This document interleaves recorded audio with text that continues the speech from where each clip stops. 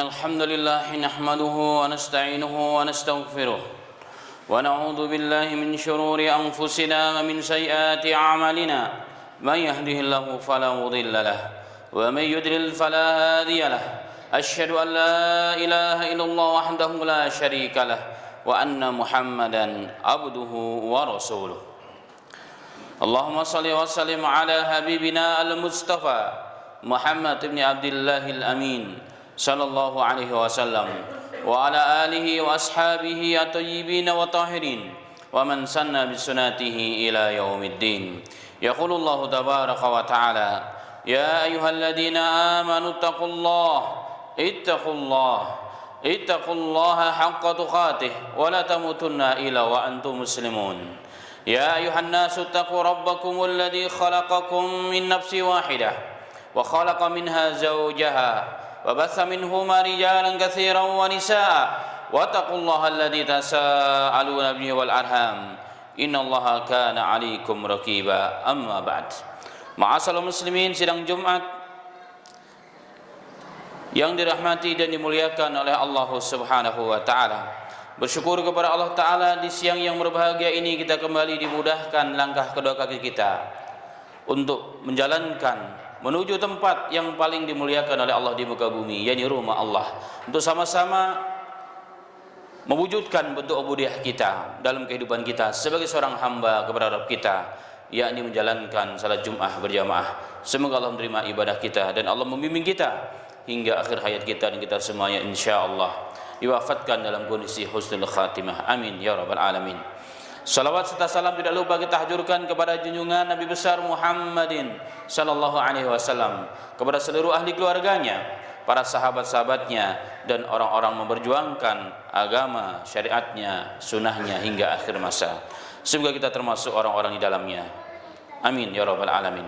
Jemaah yang dirahmati oleh Allah Subhanahu wa taala, pada kesempatan khutbah yang singkat ini Al-Khatib mengangkat sebuah tema hukum adalah pertama kali yang diangkat oleh Allah Subhanahu wa taala. Dalam sebuah hadis yang sahih diriwayatkan oleh Al-Imam Al-Hakim, oleh Al-Imam Ibn Hibban dalam sahihnya, Al-Imam Ahmad dalam musnadnya, dan Imam At-Tabrani dalam Mu'jam Kabir, dari seorang sahabat Abu Umamah Al-Bahili radhiyallahu anhu dari Nabi Muhammad sallallahu alaihi wasallam annahu qala, bahwasanya sallallahu alaihi wasallam bersabda, la tunqadanna aural islami urwatan faqula man taqadat urwatun tashabathan nasu billati taliha fa awwaluha naqdal al-hukmu wa akhiruhunna as-salah. Abu Umamah Al-Bahili radhiyallahu anhu beliau mengatakan, sesungguhnya Nabi Muhammad sallallahu alaihi wasallam pernah bersabda, la tunqadanna ural islami urwatan, benar-benar suatu kepastian bahwa simpul-simpul Islam, tali-tali Islam akan terputus seutas demi seutas. Urwatan wa kullaman taqadat urwatun, dan setiap simpul Islam, tali Islam itu putus, maka manusia akan bergantung, tasyabathan natsu billati taliha, maka nas akan bergantung dengan hukum-hukum yang berikutnya. Fa awwaluhunna naqdan al-hukm. Kemudian Nabi Muhammad sallallahu alaihi wasallam mengatakan, dan simpul Islam yang pertama akan diangkat, akan tercabut, ada al-hukum, adalah hukum. Hukum adalah qanun, adalah undang-undang. Wa akhiruhunna as-salah, dan yang paling terakhir adalah salat. Dalam riwayat yang lain dinukilkan kepada Abdullah bin Umar radhiyallahu anhuma, beliau juga mengatakan, la tanqadunna aural islami urwatan wa la yakunanna a'immatul mudhillun, bahwa ikatan Islam yang pertama kali akan terangkat seutas demi seutas adalah akan munculnya para pemimpin yang sesat, para pemimpin yang zalim.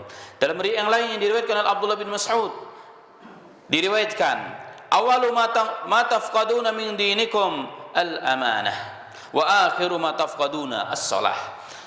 Jadi pertama kali akan hilang dari kalian dari aturan Islam, Dari bagian Islam yang terpenting adalah al-amanah, adalah amanah.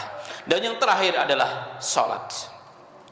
Ma'asyiral muslimin, jemaah sekalian yang dirahmati oleh Allah Subhanahu wa taala. Dari ketiga hadis ini maka diambil beberapa faidah dan petunjuk dari Nabi kita Muhammad sallallahu alaihi wasallam. Yang pertama, bahwa Islam setelah jauh dari sumbernya, jauh dari masa kejayaannya, jauh dari masa fajrul Islam, pertama kali munculnya Islam yang dibawa oleh Nabi kita Muhammad sallallahu alaihi wasallam, sedikit demi sedikit akan ditinggalkan oleh manusia. Ajarannya sedikit demi sedikit akan dilupakan oleh manusia. Hukumnya sedikit-sedikit akan ditinggalkan oleh pemegang kekuasaannya. Hadis ini adalah sabda Nabi kita Muhammad sallallahu alaihi wasallam, dan apa yang disampaikan oleh Nabi kita 15 abad yang lalu ada dan nyata pada hari ini. Kemudian ma'asyiral muslimin, yang kedua, hadis ini juga menunjukkan kepada kita bahwa perkara yang pertama kali terpenting yang akan hilang dari ajaran Islam adalah al-hukum. Hukum itu yang adalah konun yang mengurusi urusan banyak manusia, atau bisa disebut juga dengan kekuasaan, pemerintahan, kekuasaan. Dan begitulah yang terjadi ma'asyiral muslimin. Jadi hukum yang mengatur seluruh kehidupan manusia menurut Islam itu akan ditinggalkan, dan hari ini yang tersisa hanya sholat. Alhamdulillah masih ada masjid, masih terdengar dikumandangkan sholat 5 waktu di negara-negara Islam, itu pun masih alhamdulillah. Tapi ada perkara-perkara yang paling penting dalam yang merupakan asas tegaknya Islam, itu adalah hukum, adalah kekuasaan, adalah pemerintahan yang hendaknya dan seharusnya seyogyanya mengikuti ajaran Nabi kita Muhammad sallallahu alaihi wasallam.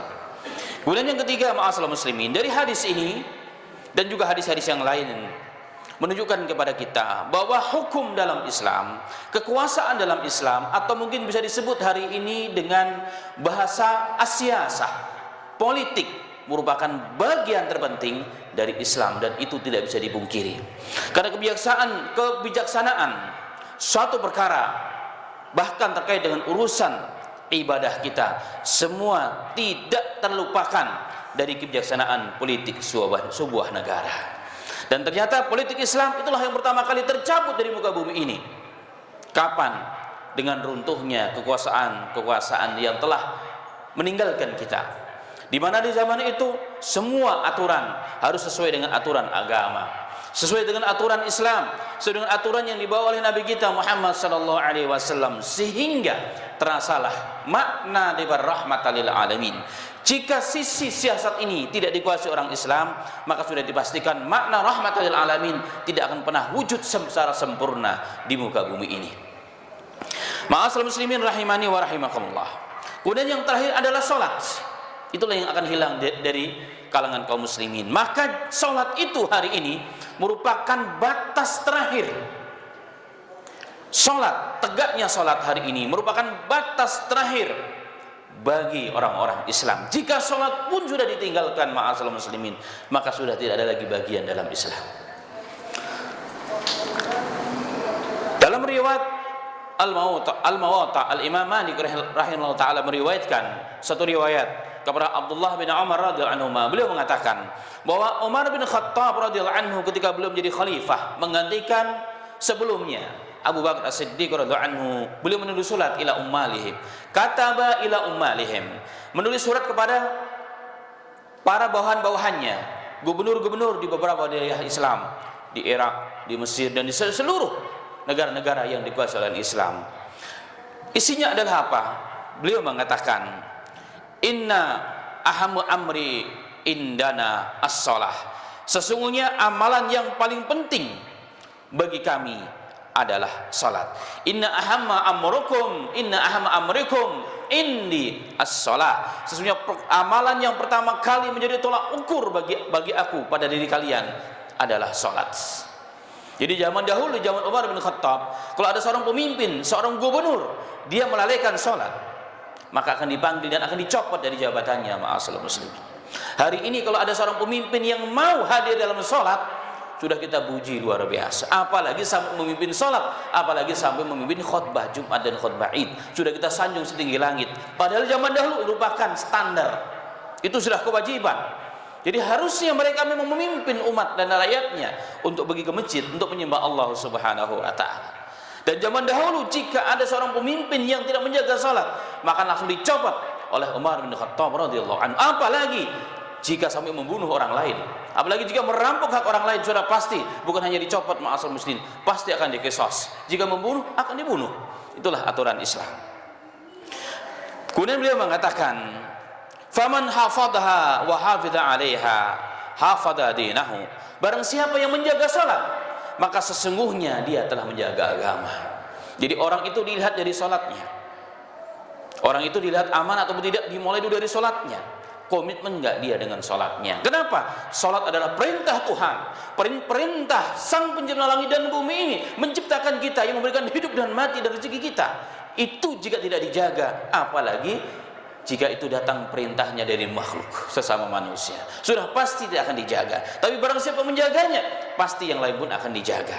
Maka beliau mengatakan dalam kalimat berikutnya, wa man dayyaha, dan barang siapa menyia-nyiakan salat, fa huwa lima siwaha adya, maka selain salat lebih mudah untuk disia-siakan. Jika perintah Tuhan saja disia-siakan, apalagi selain Allah Subhanahu wa taala. Ma'asyiral muslimin sidang Jumat rahimani wa rahimakumullah. Kembali kepada perkara yang awal, bahwa hukum dalam Islam, hukum, siasat, politik merupakan bagian terpenting dalam Islam. Islam tidak memungkiri dan itu bagian terpenting dalam Islam. Karena itulah ma'asyiral muslimin rahimani wa rahimakumullah, Allah Ta'ala berfirman dalam Al-Quran, Al-yawma akmaltu lakum dinakum wa atmamtu alaikum ni'mati wa radaitu lakumul Islam madina. Pada hari ini telah kusempurnakan agama bagi kalian. Pada hari ini kusempurnakan nikmatku untuk kalian. Dan pada hari ini aku ridho Islam itu sebagai agama bagi kalian. Dan makna ayat ini menunjukkan Islam itu sempurna, tidak perlu dikurang dan tidak perlu ditambah. Dan di antara makna kesempurnaan Islam itu bermakna syumul, universal. Bahwa ajaran Islam itu di antara makna sempurna adalah apa? Islam ini universal, syumuliyah. Urusan Islam mencakup 10 aspek. Jangankan urusan pemerintahan, ia mengatur urusan orang banyak, bahkan urusan sendal pun ada aturannya. Urusan masuk kamar mandi pun ada aturannya. Urusan duduk berjalan makan pun ada aturan dalam Islam. Apalagi urusan yang mengurusin orang banyak, sudah pasti akan ada aturan dari Allah Subhanahu wa taala dan dipraktikkan langsung oleh Nabi kita Muhammad sallallahu alaihi wasallam. Maka satu di antara aturan Islam adalah al-hukum, adalah pemerintahan, adalah qanun, siasat ataupun politik. Kemudian apa maqasidut tasyri' dalam bab ini? Apa maksud disyariatkannya aturan-aturan Islam dalam bab ini? Apa sih tujuannya adanya qanun dalam Islam?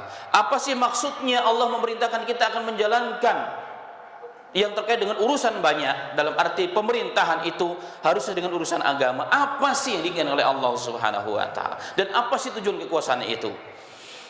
Para alim ulama kita telah menulis tentang bab ini, dan juga disimpulkan tujuan pensyariatan Islam ini tentang bab kekuasaan dan bab politik ini dua.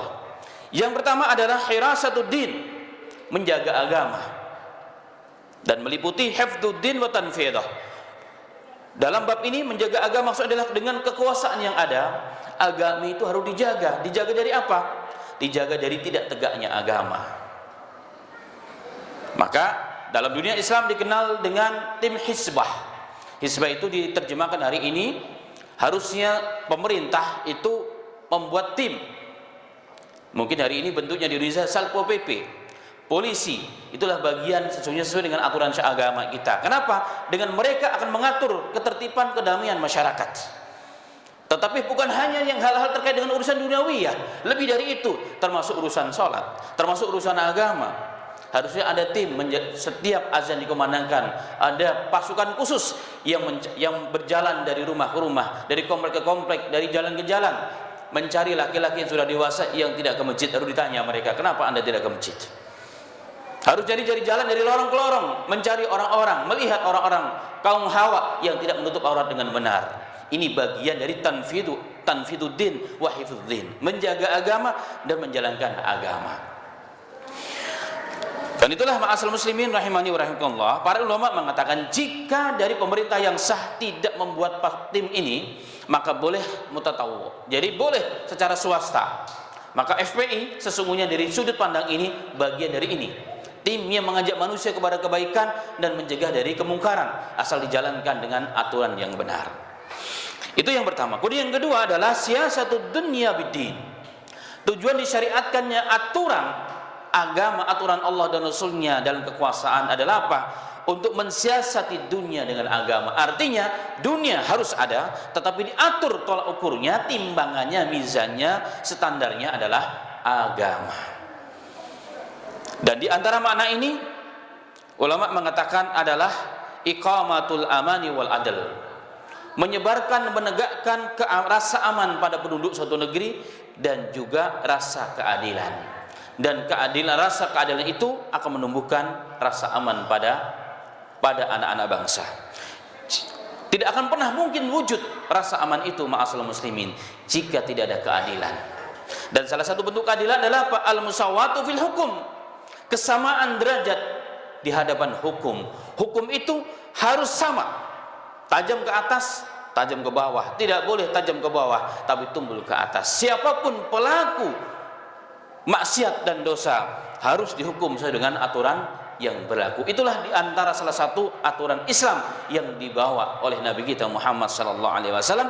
Dan jika ini ditegakkan, maka kedamaian, ketentraman akan terjadi dan akan tercapai di satu negeri, terutama di negeri kita Indonesia yang kita cintai.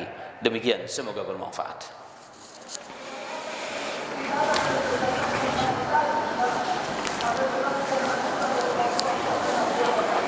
Alhamdulillahirabbil alamin, hamdan katsiran thayyiban mubarakan fihi kama yuhibbu rabbuna wa yarda, amma ba'd.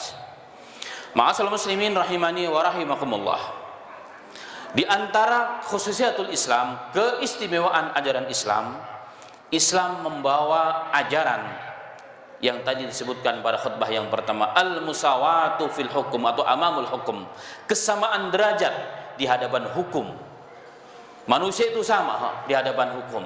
Jika salah, konsekuensinya adalah hukuman. Mau dia kaya, mau miskin, mau pejabat atau rakyat jelata, siapapun harus ditegakkan hukum itu kepada orang yang melakukan pelanggaran tersebut.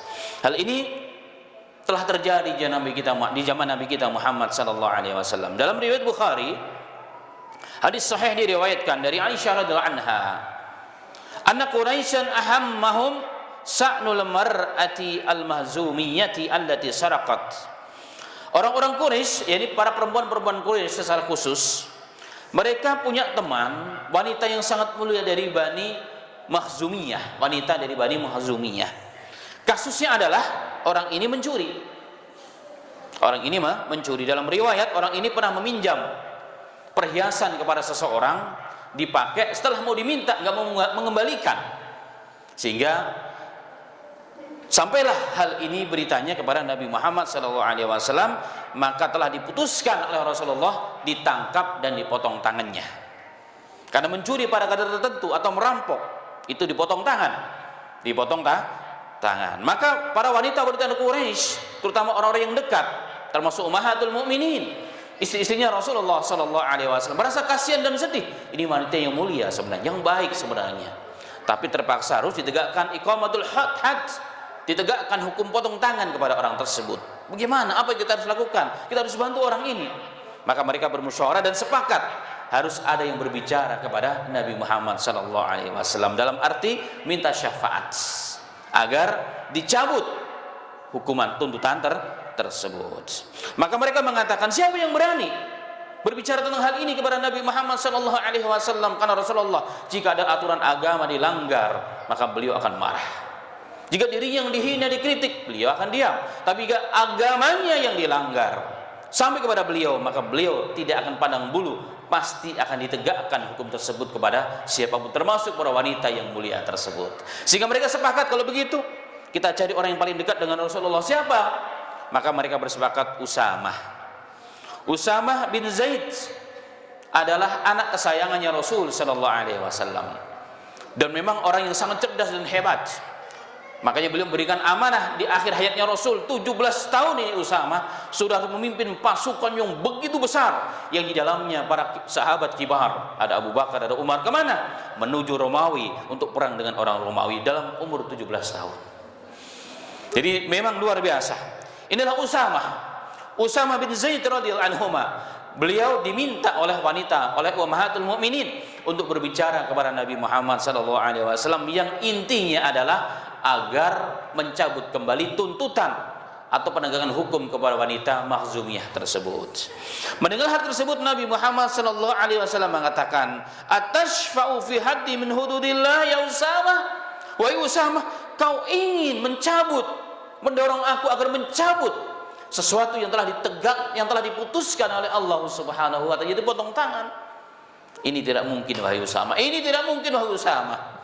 Maka Nabi Muhammad sallallahu alaihi wasallam kemudian naik mimbar, dikumpulkan seluruh sahabat dan berkhutbah. Satu di antaranya sabda Rasulullah sallallahu alaihi wasallam yang ma'ruf adalah, "Innama ahlakal ladina qablakum annahum kanu idza saraku minhum syarif tarakuhu wa idza saraku fihim ad-dha'if aqamu alaihi had wa imallahi law anna Fatimah binta Muhammadin sarakat laqata'tu yadaha." Subhanallah. Rasulullah naik mimbar memuji Allah, bersolat kepada Nabi. Kemudian beliau mengatakan, sesungguhnya hai manusia, hancurnya umat-umat terdahulu sebelum kalian adalah apabila terjadi pencurian, dilakukan oleh orang-orang yang mulia di antara mereka. Mereka kasihan dan tidak berani menegakkan hukum itu kepada mereka. Jika yang lemah yang melakukan, rakyat jelata yang melakukan, maka mereka akan menegakkan hukum tersebut. Dalam bahasa kita, tumpul ke atas, tajam ke bawah hukum di zaman dahulu kala. Kemudian Nabi Muhammad SAW mengatakan, demi Allah, seandainya Fatimah binti Muhammad, anakku, putriku Fatimah, dia mencuri, kata Rasulullah. Apa kata Nabi Muhammad SAW? La qata'tu yadaha, aku sendiri akan memotong tangannya. Subhanallah. Dari hadis ini, ma'asal muslimin, hadis sahih riwayat Bukhari, jelaslah kepada kita bahwa satu di antara khususiyatul Islam, keistimewaan Islam yang harus ada dan harus wujud di negara kita adalah al-musawatu fil hukum. Manusia itu harus sama di hadapan hukum. Hukum itu harus tajam ke siapa saja yang berlaku maksiat dan dosa dan melanggar pelanggaran, yang harus ditegakkan hukum kepada mereka. Bukan sebaliknya. Jika keadilan tidak ditegakkan, sudah pasti keamanan tidak akan pernah terjadi. Jika ini terus dibiarkan, maka negara kita pun akan hancur, ma'asal muslim. Kita doa kepada Allah Ta'ala, semoga para pemimpin kita, para pemangku amanah, yang pada tangannya, pada pundaknya ada amanah yang besar bagi manusia, bagi bangsa negara ini, bukan hanya di dunia sampai akhirat, agar Allah berikan kekuatan kepada mereka menegakkan yang hak, menghukum yang salah, tidak pandang bulu, karena jika tidak, ma'asal muslimin, akan hancurlah kita dan hancurlah bangsa ini. Wa na'udzubillahi min dzalika. Demikian khutbah yang singkat, semoga bermanfaat. Amin amin ya rabbal alamin. Allahumma shalli ala Muhammad wa ala ali Muhammad kama shallaita ala ali Ibrahim wa ala ali Ibrahim innaka Hamidum Majid. Allahumma barik ala Muhammad wa ala ali Muhammad kama barakta ala ali Ibrahim wa ala ali Ibrahim innaka Hamidum Majid. Allahumma ighfir lil mu'minina wal mu'minat wal muslimin wal muslimat al ahyi minhum wal amwat ya rabbal alamin. Allahumma arinal haqqa haqqan warzuqna ittiba'ahu wa arinal batila batila warzuqna ijtinabah. Allahumma rabbana la tuzigh qulubana ba'da idh hadaitana wa hab lana min ladunka rahmah innaka antal wahhab. Allahumma rabbana atina fid dunya hasanah wa fil akhirati hasanah wa qina adzabannar walhamdulillahi rabbil alamin wa aqimus shalah.